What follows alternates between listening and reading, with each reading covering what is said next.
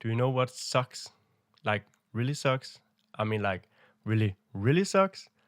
Slow combat. Slow combat sucks a lot. When combat is a long, drawn-out affair, it doesn't matter how awesome you otherwise make it. Just like the extended versions of The Lord of the Rings, there comes a point where no matter how awesome something is, it's still not gonna be fun if you keep dragging it out forever. Luckily, there are a few simple things we can do to make your combat run faster, and that's exactly what we're gonna go over in this video. And if you hate slow combat, you probably hate slow videos too, so I'm just gonna jump right into it. The first thing we need to do to get faster combat is the dreaded P word.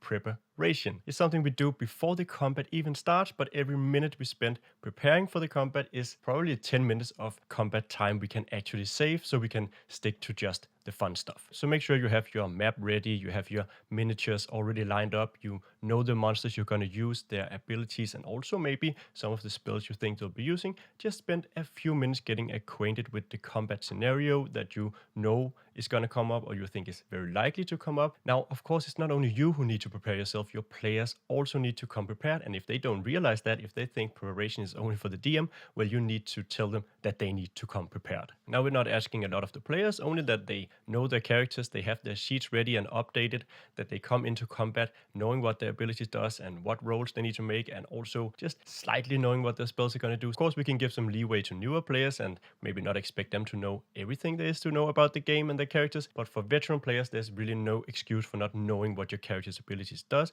when you've been playing that game for several years. The second thing we can do is also something that starts before the combat actually starts, and it is initiative. Because if there's something that can bog down a game, it is if the DM and the players are having a hard time just getting started in combat, just spending several minutes before the combat even starts figuring out initiative because everyone is shouting over each other. Now, most virtual tabletops have tools that will help you keep track of initiative and maybe even roll initiative for you, making that process very smooth. But if you prefer to be an analog DM, like I prefer, things can quickly get a bit more complicated. I've tried several different initiative tracking methods over the years, and in the end, I always come back to the same simple, easy method, and that is simply a lined piece of paper. For me, the simplicity of it is really what makes it fast and easy to work with, as long as you do it the right way. What I do now is that I roll initiative for the monsters, I write those down roughly in the places where I think they would be on the papers, and then I ask the players in turn, what is your initiative? And I write it down. What is your initiative? And I write it down. And what is your initiative? And I write it down, and so forth. That's really it. A single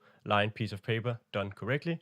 That's really the way to go for me. But if you have any suggestions for keeping track of initiative that you think are better or more streamlined or easier or faster, please let me know in the comments down below. I'm always willing to try out new things. Now, the third thing we can do, and probably one of the most important things we can do in order to save time in combat, is to make sure that our players are prepared for their turn. So make sure you let your players know that you expect them to be ready for their turn, and also let them know beforehand when their turn is coming up. So when you're saying Ariana the elf, it's now your turn, you also say Murklock the warrior, it's your turn next, so that player has some time to figure out what the character is going to do. And that includes finding out which spells are they going to cast, which abilities are they going to use, and then looking at those spells or abilities and making sure that they already know what they do before the turn comes around. And that leads neatly to the next thing, which is that you should limit decision making. Simply put, turns in combat should be fast and to the point. So what I've done is that I've let my players know that I expect them to know almost immediately when the turn comes up what they're going to do. I want them to immediately say, well, I'm going to attack that guy, I'm going to cast that spell, I'm going to do this thing. If they're having a hard time making a decision,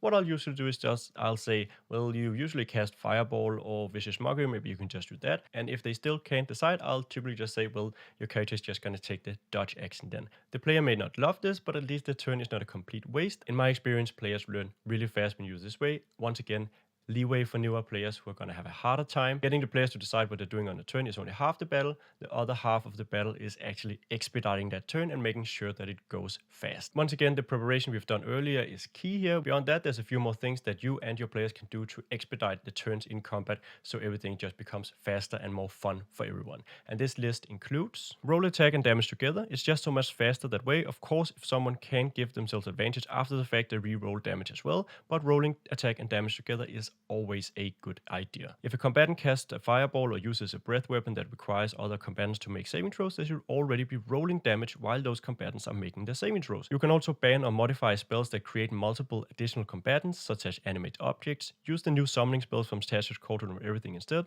Also, try not to use too many combatants if you can. Why use 15 bandits if 3 veterans will do instead? Finally, when you are running multiple combatants, clump them together when possible. If you have 4 goblins or flying spoons or whatever hitting the same target, roll 1 attack for all 4 and just quadruple the damage on a hit.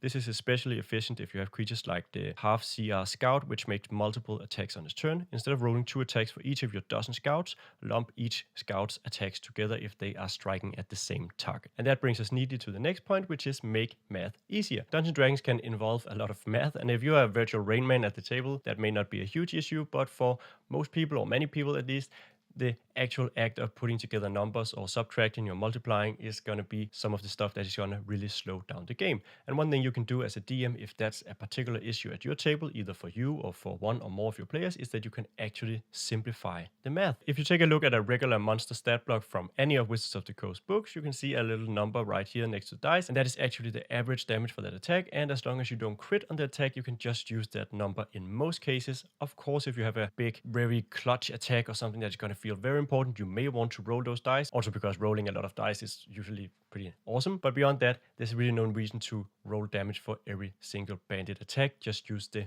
average damage that is right there on the sheet. Likewise, you can also average up the damage that the players deal to your monsters. It's quite simple. You just round everything up to the nearest 5 or the nearest 10 at higher levels. So the scout has 20 hit points, and if the rogue deals 8 damage to it, you round that up to 10, and it has 10 hit points left, and so on. If math is not your strong suit, rounding off damage like this can really make combat go that much easier and that much smoother for you. The last tip I have is a somewhat controversial tip for me, because as a boy growing up with ADHD, I was always told to think first and then act, but what I want you to do is actually act first and then think. And what I mean by that is that sometimes it's more important to keep the combat going than it is to actually think about whether or not a rule decision or whatever is correct. So instead of flipping through the books to figure out if a character submerged in water would have protection from a fireball, and that's just an example, you just make a snap decision on that and say, well, let's just say that the character has resistance to the fire damage that it takes from the fireball. As long as the decision you make, the snappy decision you make, is to the character and the player's advantage, they're really not going to complain.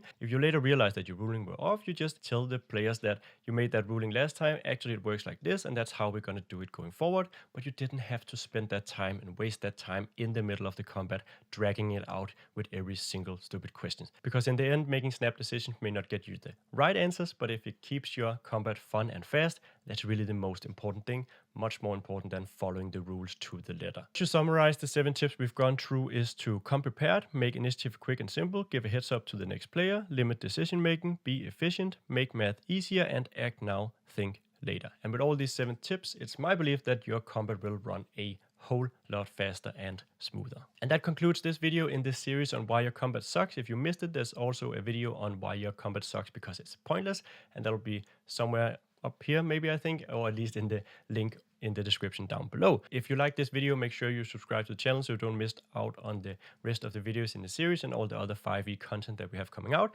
And if you have any tips for how you make combat run faster, please let us know in the comments down below. Sharing with other DMs is, well, really the whole idea of this channel. Finally, and this is the very last thing, we still have a campaign running for our newest book over on Kickstarter, and that's HERETIC'S Guide to Devotion and Divinity. It's going to be an awesome book, and you can check that out in the link down below, or if you're watching this video after the campaign ends, there'll be a link to the book on our shop or somewhere else where you can pre-order it. Anyway, beyond that, there's not a whole lot left to say, except thank you so much for watching, and I hope that I'll see you in the next video.